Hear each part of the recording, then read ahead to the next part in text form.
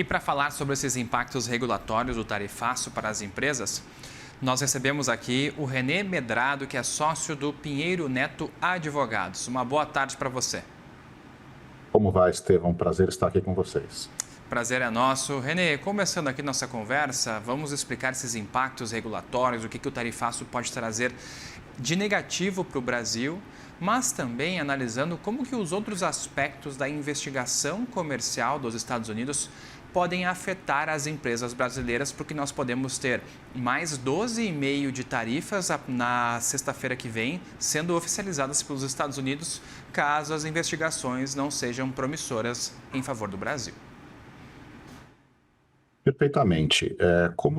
Como já foi aqui tratado, já nessa reportagem que está abordando os diversos itens desse tema, a investigação da seção 301, ela não deve ser tratada como um novo tarifaço, né? O ponto é que ela é uma investigação unilateral por parte dos Estados Unidos e que visa a tratar de supostas práticas que são tidas como não razoáveis. Nós já tratamos disso já largamente, e o entendimento é que, efetivamente, como foi uma investigação que tratava de diversos temas, seria muito difícil sair dessa investigação sem que tivesse uma decisão desfavorável, né?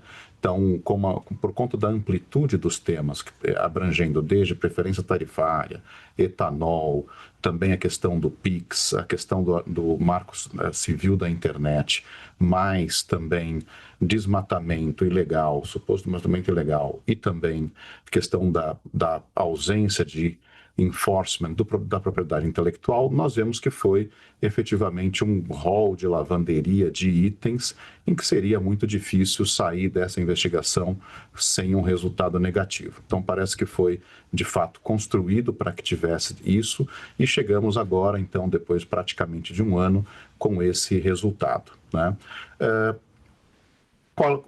Eu vi aqui os comentários, Estevão, bastante interessantes aqui da fala do ministro Durigan a respeito de retaliação e reciprocidade, né? Aqui acho que tem uma diferenciação importante que ele coloca, que é justamente a diferença entre se retaliar, ou seja, fazer uma aplicação de uma medida contra essa medida, portanto, elevando tarifas para produtos americanos no mercado brasileiro, impedindo que esses produtos venham e sejam colocados no mercado brasileiro, e a aplicação da lei de reciprocidade, que foi aqui colocada, ou que tem sido já comentada pelo próprio vice-presidente Alckmin. A lei de reciprocidade, ela, de fato, foi aprovada, ela tem uma aplicação total aqui nesse episódio, já que se trata de uma decisão unilateral por parte de um país que pode afetar justamente os interesses brasileiros, e por conta disso existe a possibilidade de se aplicar medidas de reciprocidade, que vão desde a utilização, aumento de imposto de importação, como também podem ser o caso de restrição de propriedade intelectual e até mesmo outros mecanismos mais duros, até mesmo relacionados a investimento de interesses do governo ou de interesses americanos, né? É uma decisão extremamente sensível, já que isso pode elevar e pode ser visto como uma retaliação, ou pode ser visto como um revide, né? Mesmo que do ponto de vista brasileiro até justificável e legal, porque tem embasamento jurídico e legal, mas obviamente vai ter que ser muito bem sopesado ou sopesados os potenciais efeitos adversos que uma eventual aplicação da lei da reciprocidade venha levar, considerando que a própria decisão do USTR já indica que isso pode levar a uma revisão da situação da decisão agora, né? Então, o que tem de novo nessa decisão? Nós temos, vamos dizer, uma consolidação do entendimento de que vamos dizer assim, da procedência do processo e, com isso, a cristalização da aplicação da tarifa nos 25%, sendo que teve uma ampliação da lista de exceções. Esse é um ponto a ser, obviamente, eu não vou dizer que é a ser comemorado, mas é um ponto a ser anotado. Isso são outros setores que acabam saindo da aplicação dos 25%. Teve alguma entrada de alguns produtos ali, muito por conta da pressão e também da demonstração no processo, mas também por parte de apoio de empresas americanas que indicaram ao governo americano que, na realidade, a aplicação de tarifa para determinados produtos seria, na realidade, um tiro no pé para a economia americana, para determinados setores. Então, isso foi efetivamente o que foi eficaz em termos de inclusão de produtos na lista de exceção, e por conta disso nós vemos agora um cenário bastante desfavorável, né? Acredito que agora para as empresas é importante verificar, e nós temos aí os dados tanto da CNI como também dados que têm sido divulgados, o quanto seria a projeção de impacto no comércio entre Brasil e Estados Unidos, nas exportações do Brasil para os Estados Unidos, fica ali em torno de 18%, alguns cálculos 11%. São impactos que podem ser mitigados por meio de diversificação. Então, aqui a ideia é que o empresariado busque outros destinos para essas exportações. Isso já vinha acontecendo por conta da própria ameaça do processo. Então, já desde o ano passado, isso já vinha sendo considerado por parte das associações de classe pelas empresas exportadoras, mas agora isso será absolutamente necessário. Tem empresas que não têm essa oportunidade, tem empresas que têm o seu mercado, o seu produto, na realidade, voltado para o mercado americano, e nessas situações, obviamente, que o prejuízo é grande e, portanto, são pontos que vai ser necessário ter uma compensação por parte do governo brasileiro, como já vem o MIDIC já indicando por meio até do uso do Plano Brasil Maior e outras medidas compensatórias de apoio industrial. Bom, e Renê, para você, como é que as empresas podem atuar para aplicar o mecanismo anticorrupção e anti-ilegalidades, que são os argumentos centrais dessa decisão dos Estados Unidos, dessa decisão de mais uma taxa de sobretaxar as exportações? A questão da anticorrupção, ela foi sim um dos fundamentos, né?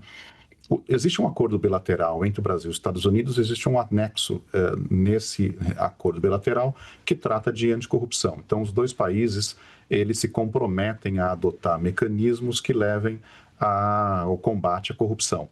O ponto é que o STR, ele reconhece que o Brasil tem mecanismos para combater corrupção, só que entende que não foram suficientes. Da mesma forma como reconhece que houve avanços no desmatamento também, no desmatamento ilegal, mas entende que também essas medidas foram insuficientes. Da mesma forma que na parte de propriedade intelectual também, que não é uma questão que afeta apenas o interesse americano, também entenderam que foi, embora tenha tido avanços em termos de tanto legislativos e também do ponto de vista de enforcement, o STR entendeu que os esforços não foram suficientes para mitigar o que seria prejuízos desarrazoados contra os interesses americanos. Então, o que as empresas podem fazer, né? Acho que na parte de corrupção, na realidade, não vejo aqui uma atuação específica das empresas, porque o caso do USTR, ele não trata de ações específicas ou individuais das empresas. É importante dizer que existe algumas iniciativas no campo da anticorrupção, que têm sido feitas até mesmo por parte da CGU, mas isso tudo não foi considerado por parte do USTR na sua decisão. Então, eu vejo muito mais uma necessidade de pragmatismo na busca de novos mercados, na busca de mercados que permitam levar esses produtos para mitigar o risco, na realidade, o prejuízo, e também vejo a necessidade de se construir uma estratégia de médio e longo prazo, justamente já visando uma eventual mudança de governo daqui 2 anos e meio. Nós temos aí uma eleição nos Estados Unidos agora em outubro, no Congresso. A questão de comércio, ela é um ponto de preocupação de muitos congressistas, até porque o Senado americano tem um papel a respeito da administração do comércio e, portanto, parece ser, na realidade, para aquelas empresas prejudicadas, é momento de se trabalhar muito mais em soluções de médio e longo prazo do que efetivamente